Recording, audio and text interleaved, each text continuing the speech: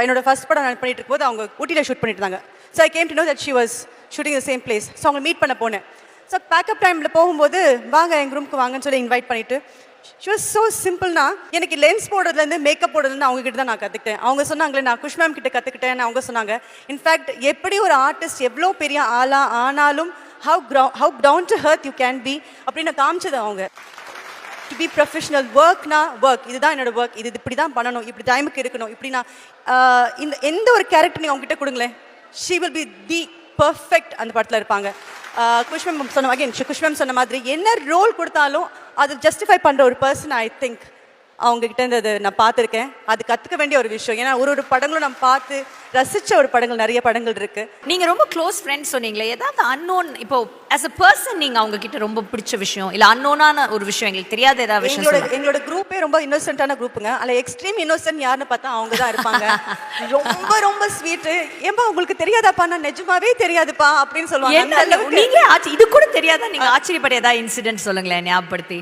Anything like food or place or any habits or any new thing.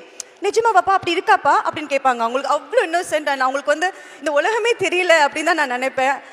அது வந்து அவங்க இன்னுமே குழந்தை தான். எப்படி வந்து சின்ன வயசு 4 வயசுல அவங்க இன்ட்ரடியூஸ் ஆனாங்களோ இன்னும் மனசால அவங்க 4 வயசாக தான் இருக்காங்க. இன்னொரு விஷயம் சொல்லணும்னு நினைக்கிறேன்.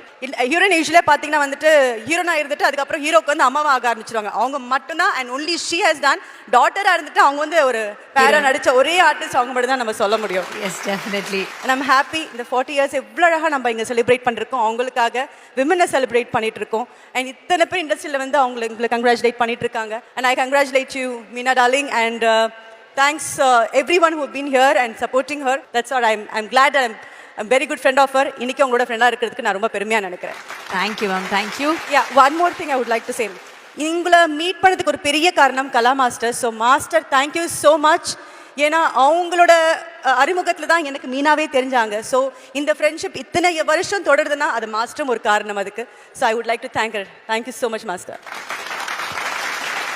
So thank you so much Neha ma'am. Thank you so much Presna. Thanks. It's a pleasure. Thank you. கலா மாஸ்டருக்கு ஒரு ஸ்பெஷல் தேங்க்ஸ். இந்த மேடையில் மட்டும் இல்லை, மீனா அவங்களோட வாழ்க்கையில் கலா மாஸ்டர் கொடுத்துருக்கிற சப்போர்ட் ஐ திங்க் வேற யாருமே இதை பண்ணவே முடியாது. நான் அவங்கள சின்ன வயசுலேருந்து பார்த்துட்டு இருக்கேன். எனக்கு இப்போ ஞாபகம் இருக்குது. I think I was in 5th standard. திருச்சியில் எங்கேயுமே எஜமான் படத்துக்கு டிக்கெட் கிடைக்கலன்னு சொல்லி நானும் எங்கள் மாமாவோட பையனும் வீட்டில் யார்ட்டையும் சொல்லாமல் ட்ரெயினில் டிக்கெட் எடுக்காமல் அன்ரிசர்வ்டில் கரூர் போய் அங்கே போய் படம் பார்த்துட்டு வந்தோம். அந்த படம் பார்த்ததுலேருந்து மேட் ஃபேன் நான் மீனா மேடம்க்கு. அதாவது எந்த அளவுக்குன்னா சில பேர் மேலே தான் நமக்கு பயங்கர பொசசிவ்னஸ் வரும். அவ்வளோ பொசசிவ் மீனா மேடம் மேலே. அவங்க வந்து போய் சொல்றாருன்னு இல்லைங்க, நான் என்கிட்ட சொல்லிருக்காரு. இந்த ஃபங்க்ஷனுக்காக சொல்ற ஸ்பீச் கிடையாது. இல்லை நிஜம். ஓகே.